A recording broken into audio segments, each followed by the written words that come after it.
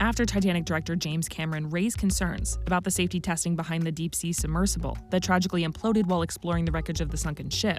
A co-founder of OceanGate, the company behind the sub, is weighing in.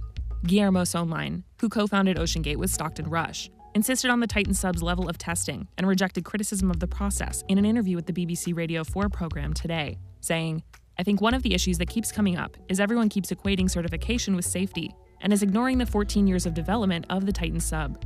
Any expert who weighs in on this, including Mr. Cameron, will also admit that they were not there for the design of the sub, for the engineering of the sub, for the building of the sub, and certainly not for the rigorous test program that the sub went through. This was a 14-year technology development program, and it was very robust, and certainly led through successful science expeditions to the Titanic, even over the last 3 years." Söhnlein, who left the company a decade ago but still has a minority stake, per the BBC, also spoke to NBC News and defended the safety mindset of CEO Stockton Rush, who was among those who perished in the tragedy. Stockton was one of the most astute risk managers I'd ever met.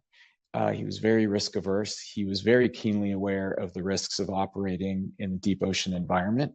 And he was very committed to safety. I believe that every innovation that he took, whether it was engineering or operations or even personnel-wise for us, was, at least in the early going and then after I left the company, was geared toward two goals. One is expanding humanity's ability to explore the deep oceans, and secondly, to do it as safely as possible. James Cameron had previously raised issue with the safety of the Titan sub, claiming to the BBC that OceanGate, quote, didn't get certified because they knew they wouldn't pass. He told the outlet, "I was very suspect of the technology that they were using. I wouldn't have gotten in that sub." Cameron, who has made 33 trips down to the site of the Titanic wreckage, previously told ABC News that others in the deep submergence community also had concerns about the Titan sub. Many people in the community were very concerned about this sub, and a number of the top players in the deep submergence engineering community even wrote letters to the company saying that what they were doing was too experimental to carry passengers and that needed to be certified and so on. The filmmaker also told ABC News that he saw a connection between the tragedy and that of the actual Titanic sinking. "I'm struck by the similarity of the Titanic disaster itself, where the captain was repeatedly warned about ice ahead of his ship, and yet he steamed at full speed into an ice field on a moonless night, and many people died as a result." And for a very similar tragedy where warnings went unheeded to take place at the same exact site, with all the diving that's going on all around the world, I think it's just astonishing. It's really quite surreal. The Titan sub went missing on Sunday, less than 2 hours into its dive. On Thursday, the U.S. Coast Guard announced that debris from the sub had been found, and all 5 people on board are believed to be dead. The news was shared in a press conference that afternoon.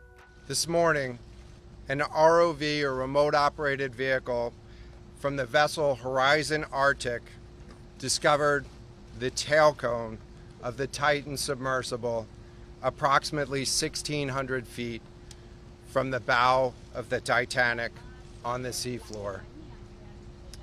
The ROV subsequently found additional debris. In consultation with experts from within the Unified Command, the debris is consistent with the catastrophic loss of the pressure chamber. Upon this determination, we immediately notified the families. On behalf of the United States Coast Guard and the entire Unified Command, I offer my deepest condolences to the families. I can only imagine what this has been like for them, and I hope that this discovery provides some solace during this difficult time.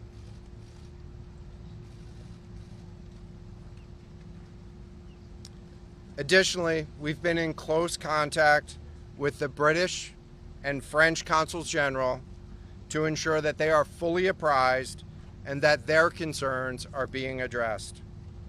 The outpouring of support in this highly complex search operation has been robust and immensely appreciated. We are grateful for the rapid mobilization of experts on the undersea search and rescue, and we thank all of the agencies and personnel for their role in the response.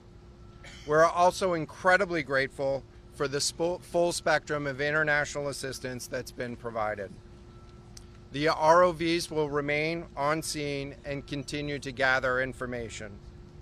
Again, our most heartfelt condolences go out to the loved ones of the crew.